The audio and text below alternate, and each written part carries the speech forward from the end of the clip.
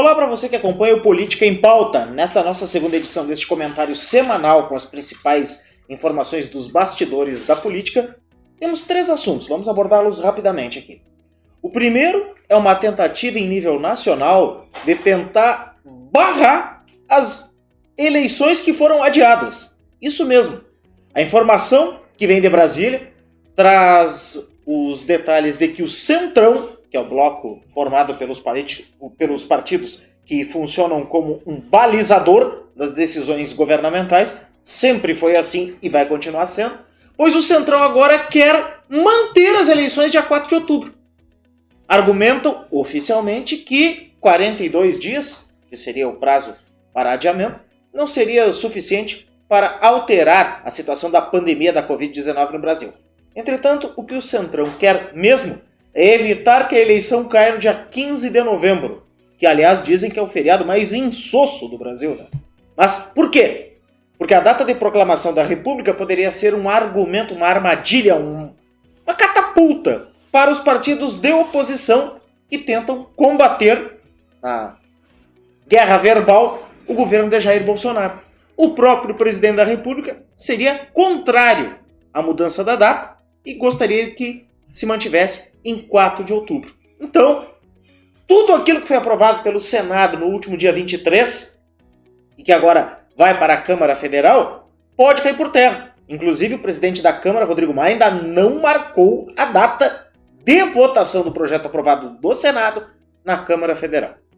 Esse é um detalhe, sem nível nacional. Voltando aqui para a terrinha, Terra Bagé. Um detalhe, tá muito interessante essa disputa eleitoral aqui, principalmente pelas questões de Prefeitura e Câmara de Vereadores. Eu vou abordar rapidamente os 2 tópicos. Na Prefeitura, já tem uma enquete rolando nas redes sociais que tá taco a taco, ou pau a pau, como a gente fala no jargão político mesmo. Então, claro que os nomes principais envolvidos são do atual prefeito, Divaldo Lara, e do ex-prefeito, deputado estadual, Luiz Fernando Mainardi.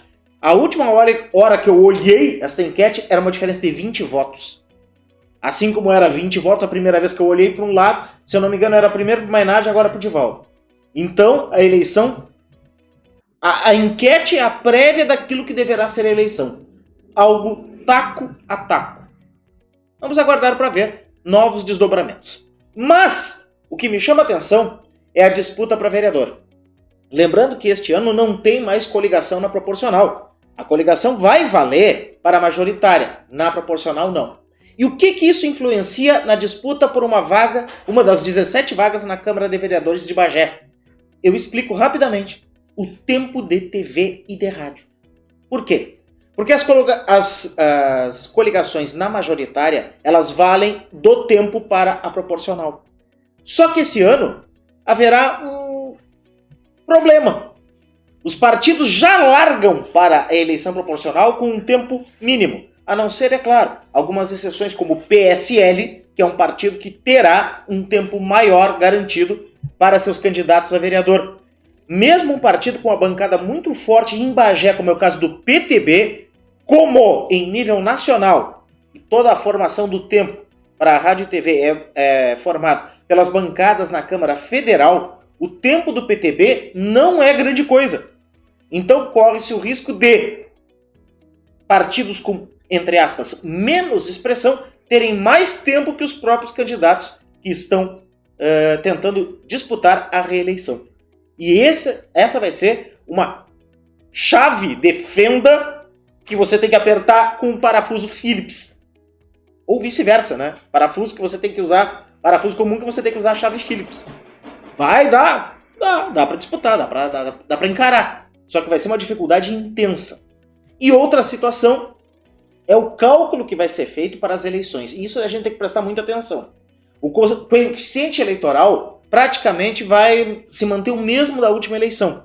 Então, 4.600, 4.800 votos será o suficiente para eleger um vereador. Só que esse ano não tem coligações. Há muitos partidos que estão com verdadeira dificuldade. Tá? É uma dificuldade na acepção da palavra para conseguir, primeiro, formar as nominatas. Segundo, formar nominatas fortes que possam, pelo menos, aqueles mais capazes serem eleitos. Terceiro, o cálculo da sobra. Pela sobra entram vereadores. É um cálculo mirabolante, não vou eu tentar aqui explicar. Inclusive é um programa do Tribunal Superior Eleitoral que é feito justamente para... Porque quase todo mundo erra, né? Quase todo mundo erra os cálculos. Então o TSE desenvolveu este programa que em breve deverá ser disponibilizado para a conta dos partidos. Mas olha, vai ser uma briga de foice no escuro. É capaz de, mais uma vez, por esses cálculos mirabolantes feitos aqui no Brasil, aliás, é no Brasil e na Finlândia, são os meus sistemas eleitorais. Pode acontecer de vereadores bem votados, mais uma vez, não entrarem. A diferença é que dessa vez eles não serão, entre aspas, empurrados por coligações, e sim pelo desempenho dos outros partidos políticos.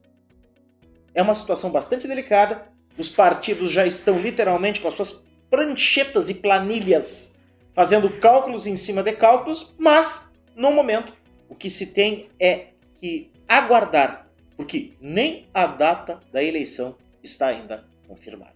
Pessoal, só para finalizar, eu quero agradecer a vocês. O primeiro comentário de política que nós fizemos aqui na última semana teve mais ou menos 2.000 acessos. Então, significa que o nosso trabalho está sendo reconhecido principalmente a quem mais interessa, que são vocês. Muito obrigado, realmente a nossa gratidão da equipe Em Pauta, a todos vocês que estão curtindo, compartilhando e principalmente conferindo de perto as informações que trazemos aqui. Semana que vem, voltamos com mais destaques aqui no Política em Pauta. Um abraço a todos, boa semana, tchau!